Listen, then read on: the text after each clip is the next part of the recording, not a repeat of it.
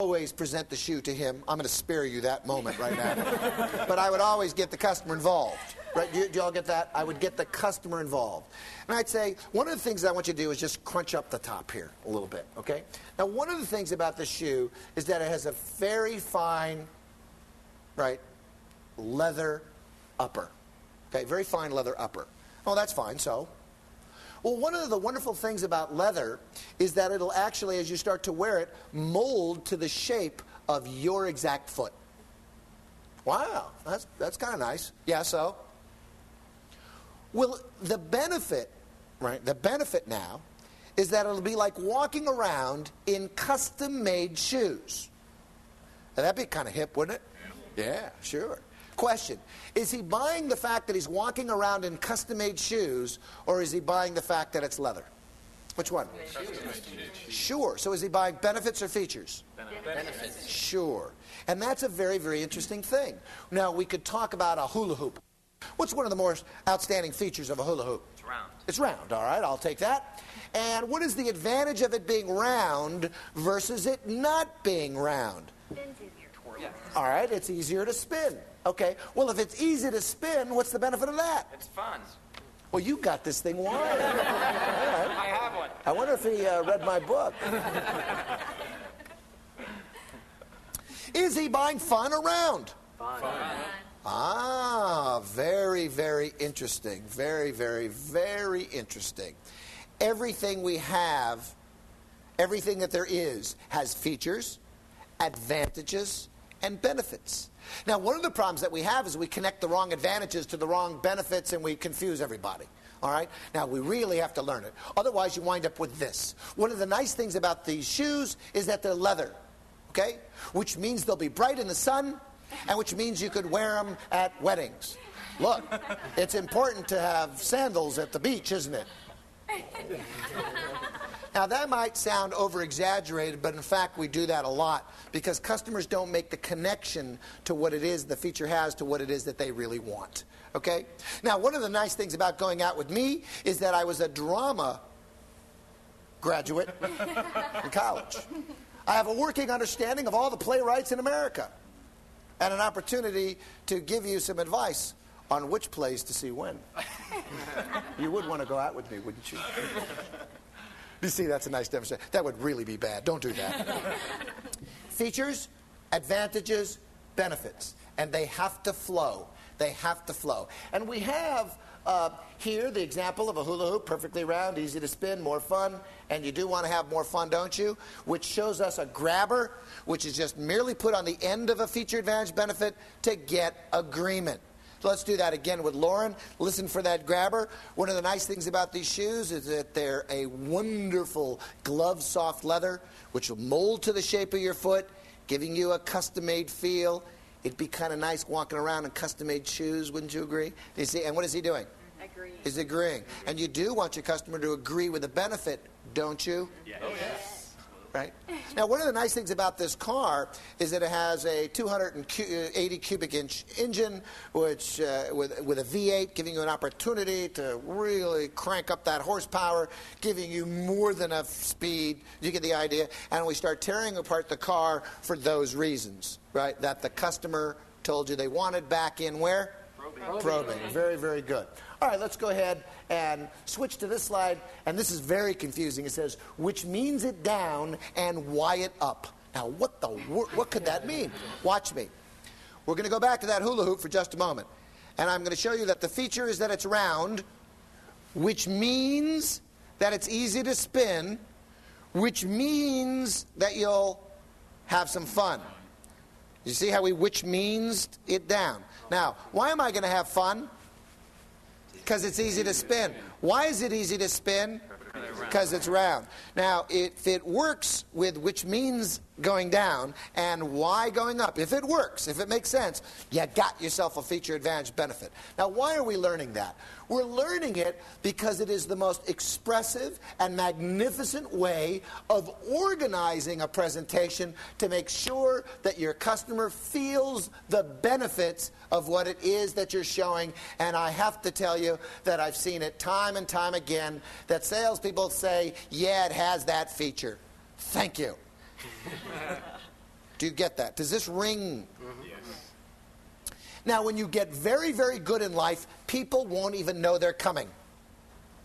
You have to practice them. You have to know them. And they won't even feel like it's some organized presentation.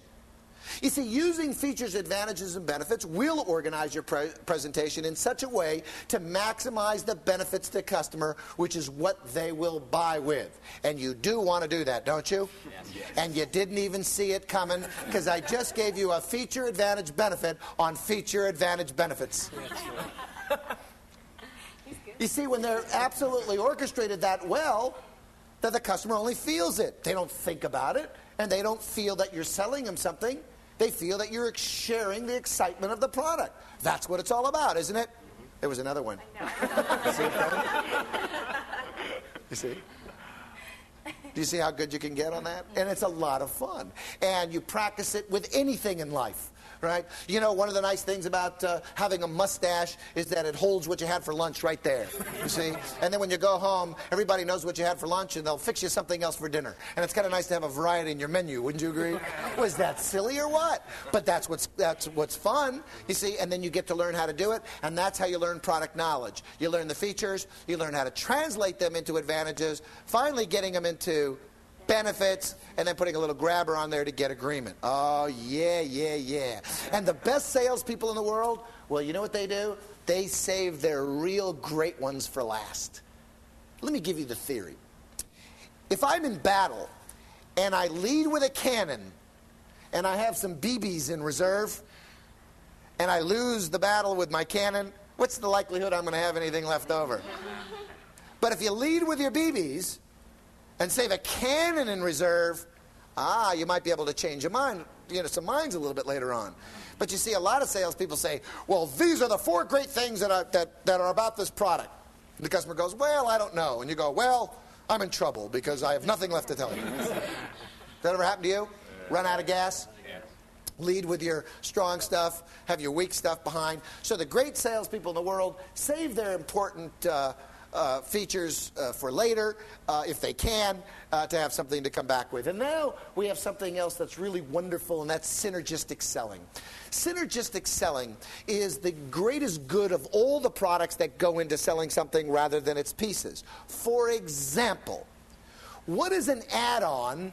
A man goes into a men's apparel store, and he buys a suit. Okay? What's the add-on? Shirt, tie. Shirt and tie? No. No. You see, the majority of men who buy suits will always buy the shirt and tie with the suit.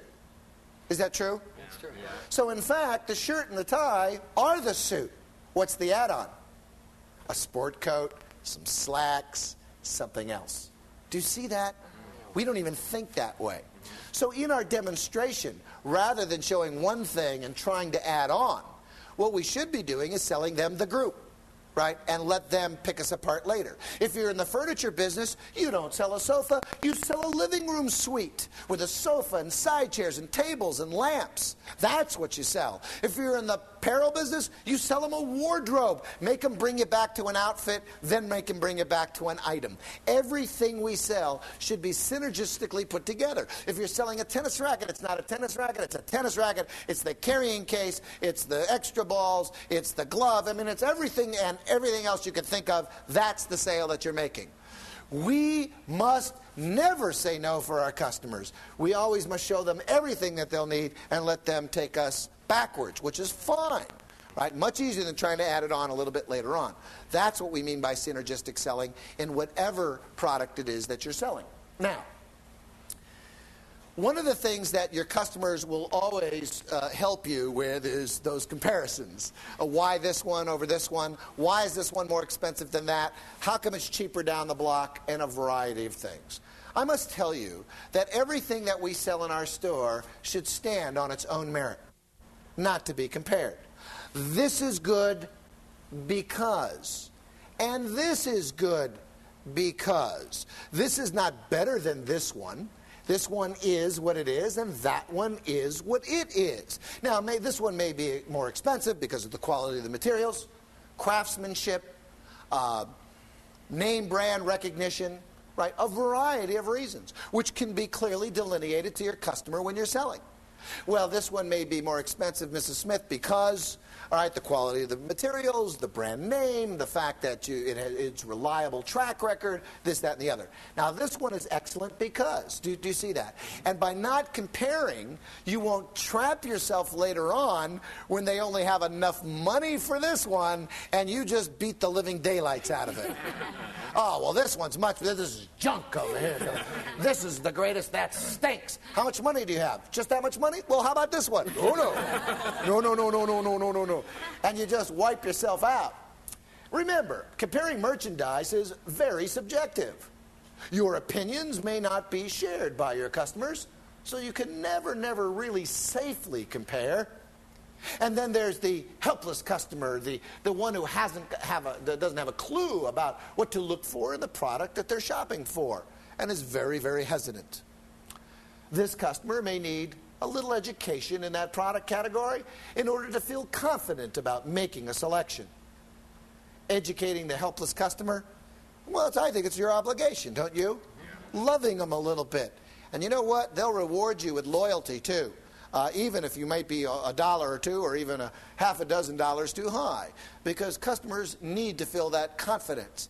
If they just wanted price alone, they'll find that someplace else, in some warehouse store or something. But they selected your store. They want some human being on the other side of that fence, if you get what I'm saying. The expert killing the deal is something that we've all lived with, where they bring in their friend or their buddy or somebody else, or the mysterious, my husband's at home and he's telling me that I have to get this. Have you been up against that? Yeah. Wow. Well, all I can tell you is that you have to bring them into your presentation very early. You have to acknowledge them. They have been hired as the expert, and if you don't give them their job to do, they will do their job at the end of the presentation by saying no. So how you do that very simply is give your feature, advantage, and benefit to the customer and give the grabber to the expert.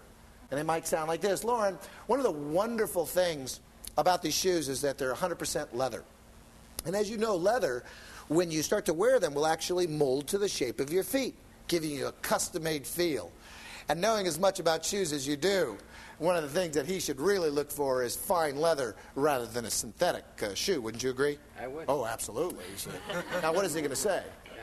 Now, if he gives you any trouble, make sure that you give him a feature, advantage, benefit that he has no idea of what we're talking about. And he won't say, wait a minute, even though I'm the expert, I don't know what I'm doing. He'll go along with you. That's a lot of fun. Now, the bottom line in the demonstration is merely to create that enthusiasm and that value. Yes, showtime. It is the step. It is the great step. It is opening night every single time on the floor that you talk to a customer. Every customer gets all that you have to offer, not just a little bit of it. You know, it's so much fun to watch new salespeople on the floor, isn't it? They are great, these rookies. They don't know anything, but they do it with enthusiasm. I love them. Sometimes when you've been around for a little bit of a while on the floor, you start to lose a little bit of that excitement and that enthusiasm. Well, now is the time to revive it and let it shine through. You've got to get your customers to want what you have. That's what the demonstration is all about. So, work hard. Learn all about those features, advantages, and benefits on the products that you sell and all the other techniques that will help you make a showtime presentation with each and every customer. But in the meantime, whether you've mastered every technique or not, don't worry about that. Just remember one thing. When you're on the sales floor, what time is it? Showtime.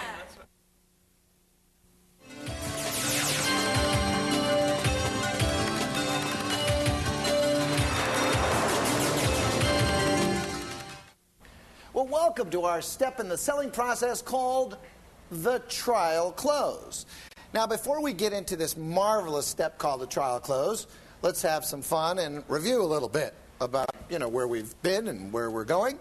First of all, we understand that preparedness to gain confidence and certainty on the floor is crucial. Would you agree? Right. That it's not just a matter of making sales, it's a matter sometimes